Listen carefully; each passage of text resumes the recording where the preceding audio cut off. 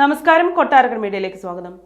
ചരിത്ര പ്രസിദ്ധമായ ആറന്മുള ഉത്രട്ടാതി ജലമേള ഇന്ന് ഉച്ചയ്ക്ക് 1 മണിക്ക് പമ്പയാറ്റിൽ ആവേശപ്പോര് ആരംഭിക്കും. ആദ്യം എ ബാച്ചിലെ വള്ളങ്ങളുടെ മത്സര വള്ളംകളിയും തുടർന്ന് ബി ബാച്ച് വള്ളങ്ങളുടെ മത്സരവുമാണ്. പരപ്പുഴ കടവ് മുതൽ സത്രക്കടവ് വരെയാണ് മത്സര വള്ളംകളി. വള്ളംകളിക്ക് മുൻപ് ജലഘോഷയാത്രയുണ്ടാകും. 2 പതിറ്റാണ്ടിന് ശേഷം 52 പള്ളിയോടങ്ങളും പങ്കെടുക്കുന്ന ഘോഷയാത്രയാകും ഇത്തവണ നടക്കുക. പത്തനംതിട്ട, ആലപ്പുഴ ജില്ലകളിലെ 52 കരകളെ പ്രതിനിധാനം ചെയ്ത് 52 പള്ളിയോടം ജലഘോഷയാത്രയിലും 50 പള്ളിയോടം മത്സര വള്ളംകളിയിലും പങ്കെടുക്കും. എ ബാച്ചിൽ 35 പള്ളിയോടവും ബി ബാച്ചിൽ 17 പള്ളിയോടവുമാണുള്ളത്. രാവിലെ 9:30 ആറന്മുള ക്ഷേത്രത്തിൽ നിന്ന് ആരംഭിക്കുന്ന ഘോഷയാത്ര സത്രക്കടവിൽ എത്തുന്നതോടെ ജില്ലാ കളക്ടർ എസ് പ്രേംകൃഷ്ണൻ പതാക ഉയർത്തും. തുടർന്ന് ചടങ്ങുകൾ ആരംഭിക്കും.